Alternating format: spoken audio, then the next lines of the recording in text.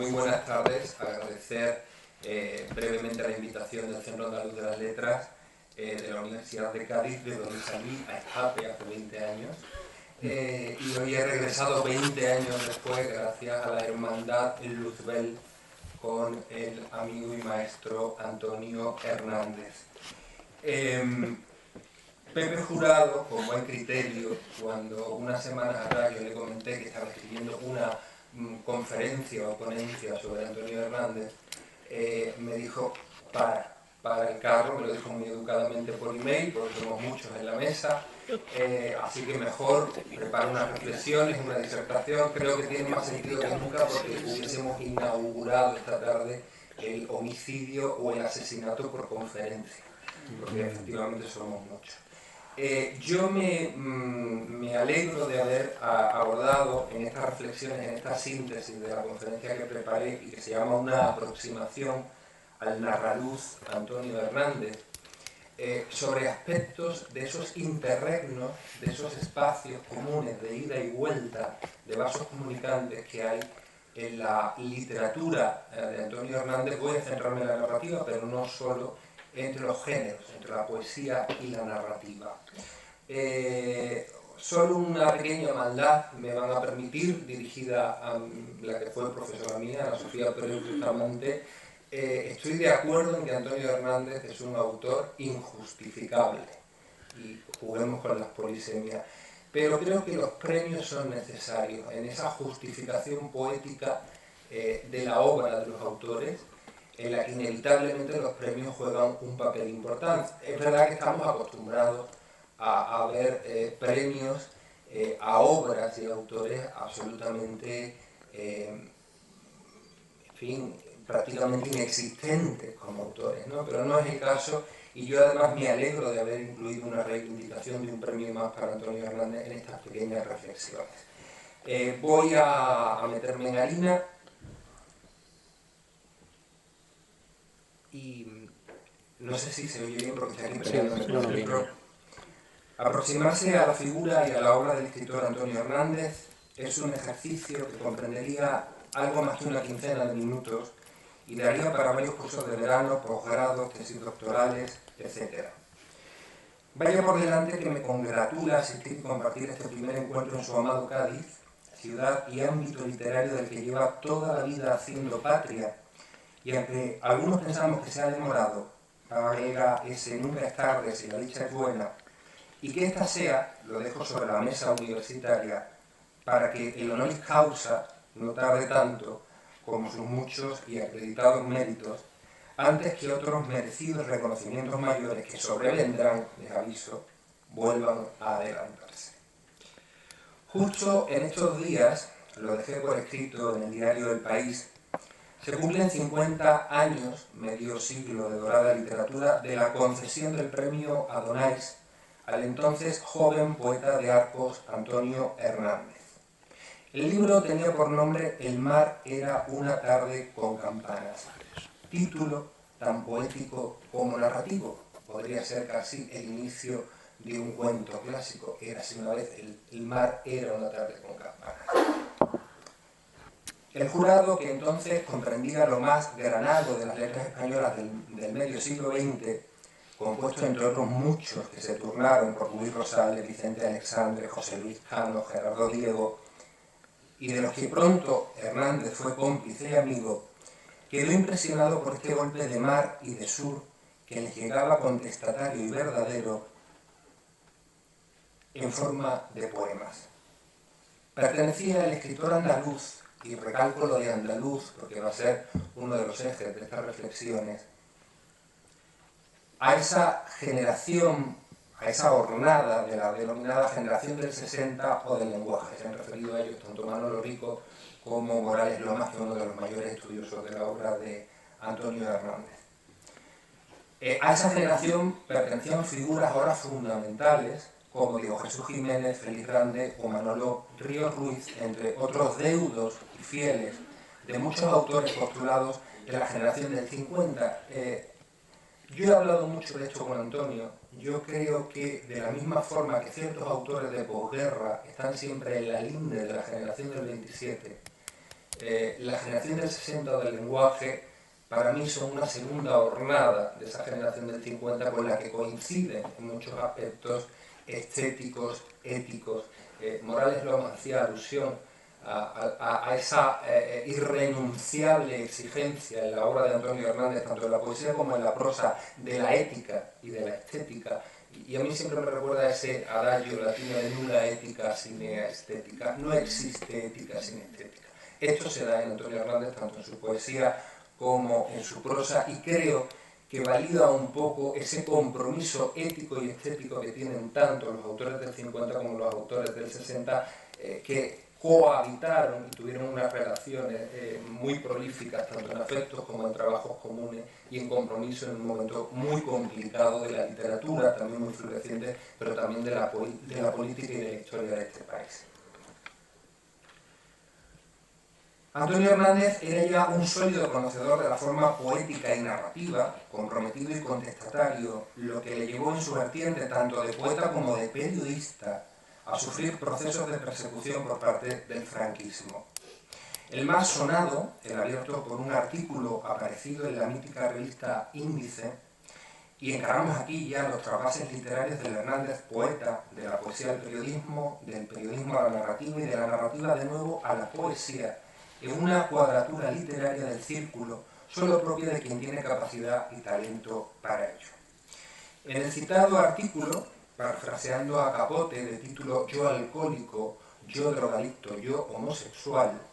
se alineaba en la defensa de los marginados por la dictadura, lo que no sentó demasiado bien en los ámbitos del totalitarismo imperante en aquella España, causándole no pocos juicios, persecuciones y leyes de búsqueda y captura. La poesía fue siempre su oficio, pero la palabra era y sigue siendo en él un compromiso con su tiempo, lo que da una dimensión mucho más completa del compromiso como intelectual del ciudadano Antonio Hernández. Ahora Premio Nacional de Literatura de Poesía por Nueva York después de muerto, tras haber recibido ese mismo año, el pasado ya, 2014, el Nacional de la Crítica de Poesía, avala la importancia y la trascendencia de su obra y figura en todas estas décadas, y la relevancia en concreto de este libro, trufado de un aire narrativo, conversacionalista, más propio de la novela y del teatro, en un difícil y logrado híbrido de géneros, lo que supone un paso adelante, una creación propia de literatura. Un auténtico hito de la poesía española, de la literatura española contemporánea. Podría hablarse así de la narrasía, permítame el neologismo de Antonio Hernández, pues no utilizaré el término lorquiano de prosía, acuñado con cierto desdén por el granadino y uno de sus maestros, el don Juan Ramón Jiménez, para referirse a la obra del profesor y poeta Pedro Salinas. Voy a centrarme en la narrativa, como digo, de Hernández, pero permítanme unas breves líneas sobre la última obra de Antonio Hernández, premiado en Nueva York después de muerto, aunque sea poética, por muchos de sus logros, por su carácter excepcional y, como digo, de sus elementos narrativos. Y por qué no decirlo, porque tuve la suerte de ser el primero en hacer una crítica sobre el mismo, cuando el libro aún estaba en Ferros, para el suplemento cultural Babelia, que ya destacó en ese primer momento la importancia del mismo, dedicándole casi una página completa. El poemario Nueva York después de muerto, como se ha dicho brevemente, nació del difícil compromiso del poeta con su amigo Luis Rosales, como explica en la justificación de la obra, lo que introduce también en este poemario un elemento netamente narrativo, el elemento biográfico, no solo el suyo propio, sino también el de Luis Rosales y el de Federico García Lorca, pues algunas de las cosas que se cuentan en ese Nueva York después de muerto pertenecen a esas confidencias que sobre Federico García Lorca le hizo Antonio Hernández. Una de las cosas que voy a contar como anécdota, que a mí me sorprende, a mí Antonio Hernández me sorprende constantemente, cosa que es maravilloso para alentar esta hermandad de Luzbel con la que he empezado. Cuando yo empiezo esta investigación sobre García Lorca y Ramírez de Lucas, llego un día a su casa, él fue uno de los primeros junto con Mariluz que vio esa carta inédita, el poema inédito y demás, y le cuento mi gran descubrimiento de este último amor de García Lorca, que fue Juan Ramírez de Lucas. Y me dice, espérate un momentito. Va hacia su despacho, saca un libro que estaba corrigiendo, que era Nueva York después de muerto, y me leyó unos versos. Y ahí ya aparecía esa historia de amor,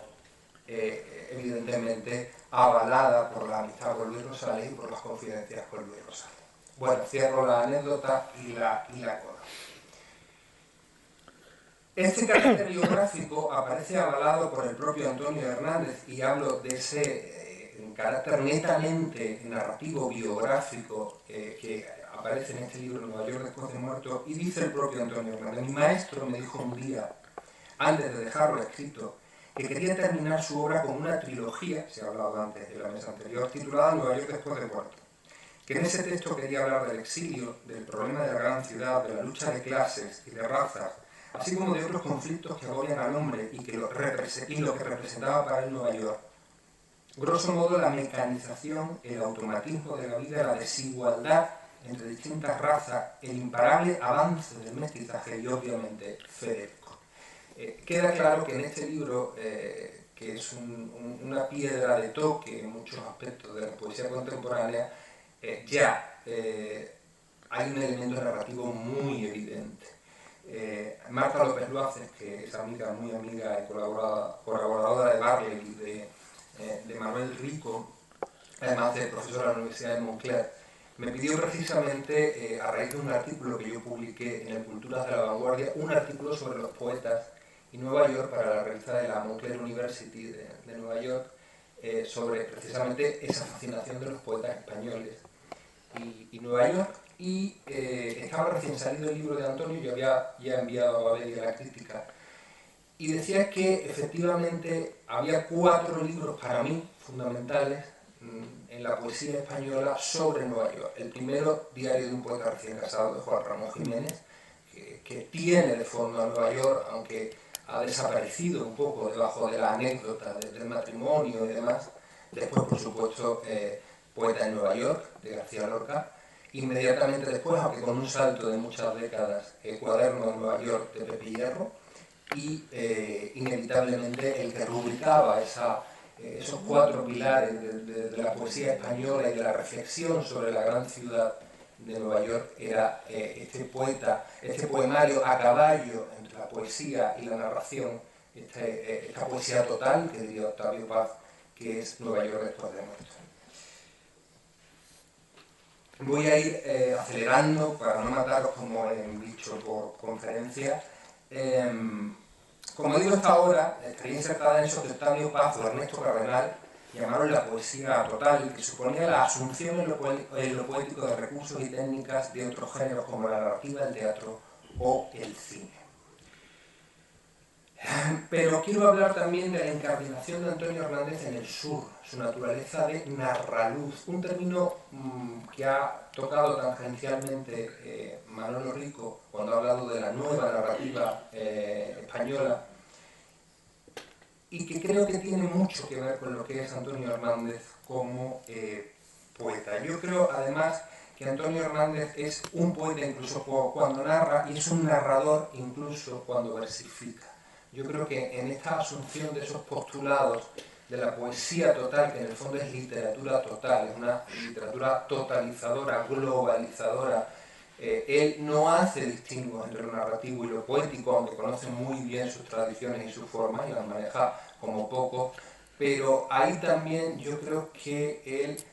asimiló, aprendió mucho de ese maestro en muchos aspectos, que fue Luis Rosales, que desde Cuadernos Hispanoamericanos apostó muy activamente precisamente por esta oleada de literatura totalizadora, globalizadora, que suponía la propuesta de Octavio Paz y de Ernesto Cardenal, y por la que Luis Rosales peleó mucho desde las páginas de esta publicación. Esta incardinación, como digo, como narrador en el sur de Antonio Hernández, de forma universal y desacomplejada, está patente también en toda su producción netamente, propiamente narrativa, desde el Betis, La Marcha Verde, Goleada, Nana para dormir francesa, Raigosa, Muerto viva el rey, Volver a reír la primavera, Sangre fría, La leyenda de Géminis, Vestida de novia, etcétera, etcétera. están preñados de Andalucía, o para ser más exactos, están en clave de sur. No en vano, Hernández, como hemos dicho, fue incluido entre la nómina de autores más jóvenes de un boom literario andaluz, se llamó así, discutido y frustrado en algunos casos por los mismos editores que intentaron convertirlo en marca de éxito en los 60, denominado por las editoriales el boom de los narraluces. Y en otros casos fue frustrado por la celopatía de las llamadas autonomías históricas, lingüistas, editores, críticos, siempre temerosos de que su supremacía económica, histórica, una forma de colonialismo, si me permiten, soterrado, se viese en quiebra ante la pujanza histórica y cultural de la tradición andaluza. Esta tesis y este concepto, sostenido por estudiosos como Juan de Dios Ruiz Copete, por ejemplo, con esta terminología y con otra que a mí también me gusta, aunque creo que la de Narraluz es muy valiosa, como es la de la novela subespañola, dice Ruiz Copete, suscitaron y aún suscitan debates y posibilidades todavía vigentes y reales. Entre esa nómina del boom de los narraluces están figuras que se apuntaron, aunque provenían de otra generación, como en el caso de Caballero Bonal o el propio Antonio Prieto, que en algunos aspectos tiene mucho que ver con la narrativa andaluza, pero también con la narrativa hispanoamericana, latinoamericana.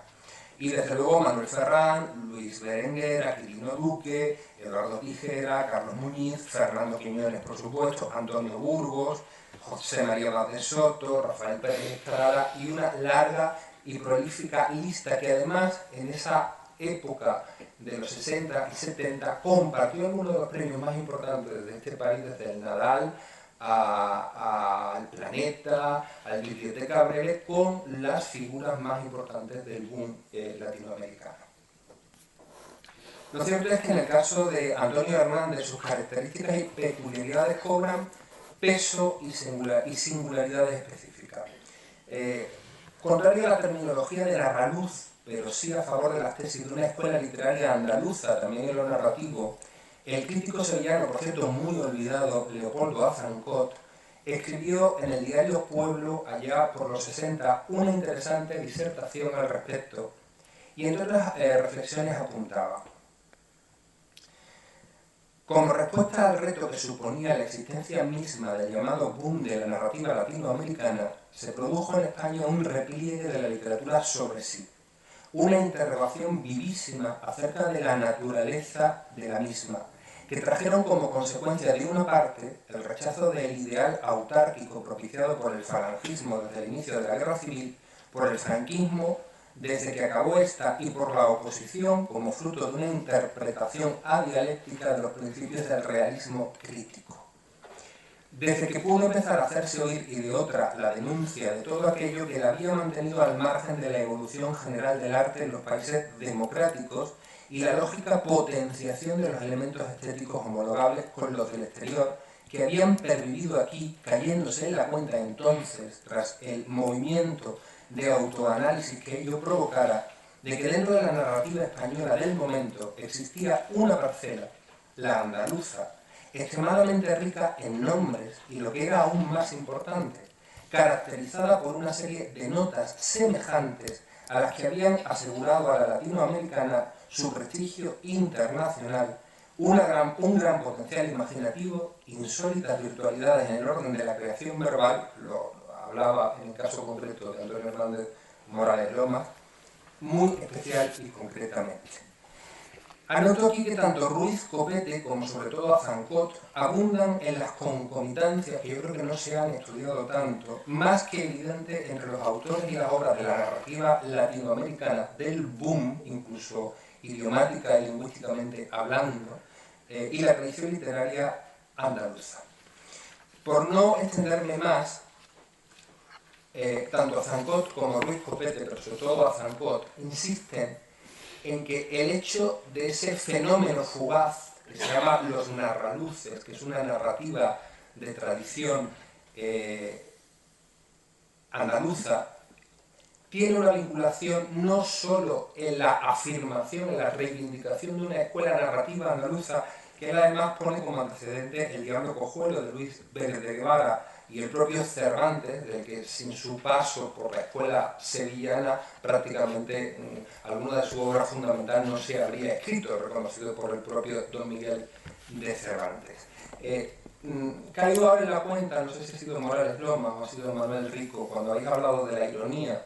que también hay un autor fundamental al que se considera el padre de la picaresca, ya que hablamos del diablo cojuelo de Luis Vélez de Guevara, o de la picaresca, que hay también en las novelas ejemplares de Cervantes,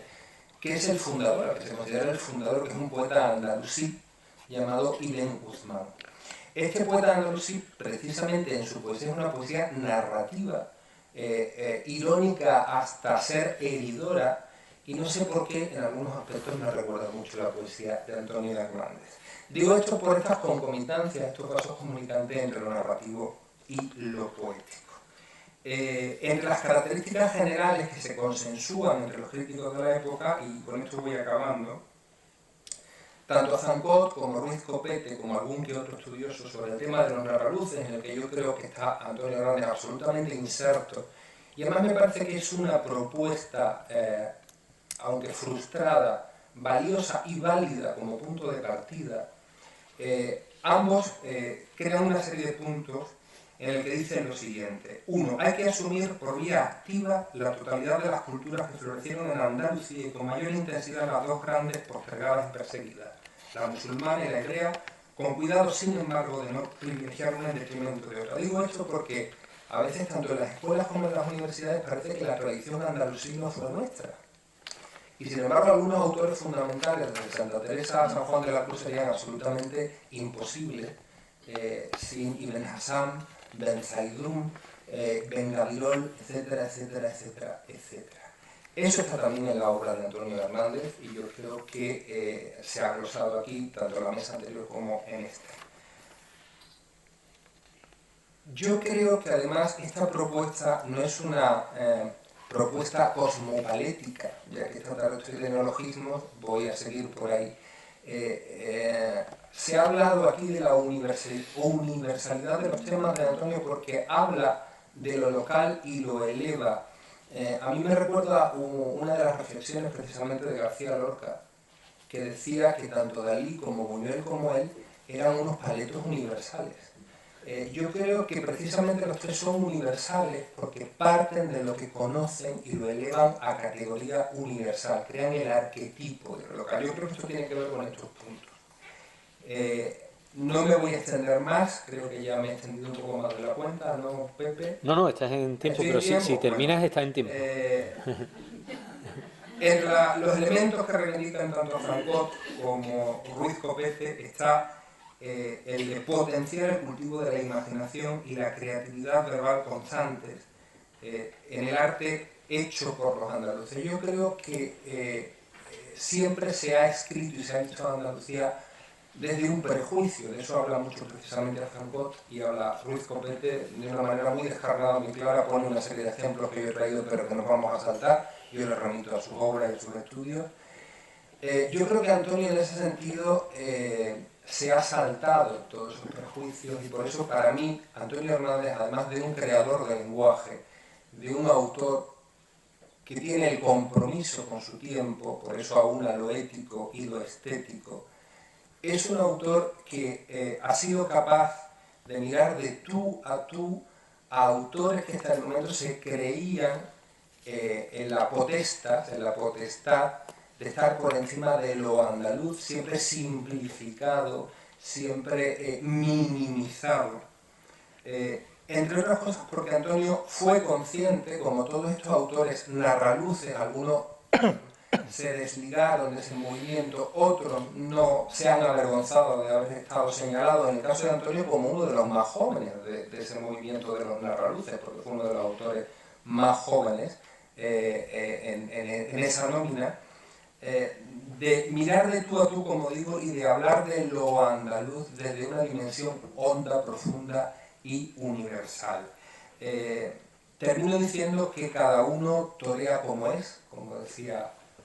Belmonte, y Antonio escribe como es. Quizá por eso es un autor libérrimo y personal, pero siempre inserto en esa gran escuela, esa tradición de muchos siglos de la literatura, tanto en narrativa como en poesía andaluza. Muchísimas gracias.